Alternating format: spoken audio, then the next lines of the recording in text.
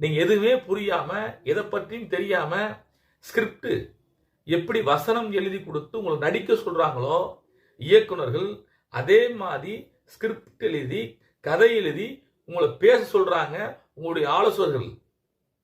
அந்த ஆலோசகர்களும் அடி முட்டாள்கள். உங்கள்கிட்ட இருக்க ஆலோசகர்கள் அறிவாளி, அந்த அறிவு ஜீவிகள்.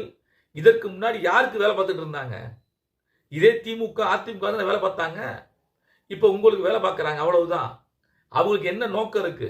அந்த அறிவு ஜீவிகளுக்கு எல்லாரும் அதிகாரத்துக்கு வரணும், பணக்காரன் பூரா அதிகாரத்துக்கு வரணும், நாங்க இன்னும் ஓட்டு போடணுமா? சொல்லுங்க. நீங்க பூரா அதிகாரத்துக்கு போங்க, நாங்க அப்புறம் செத்து போறோம்.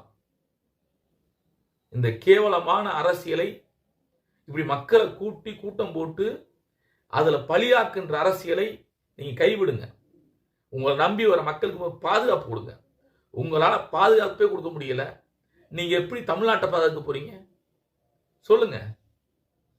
உங்களை நம்பி வர அந்த தொண்டர்கள் உங்களால் பாதுகாக்க முடியல.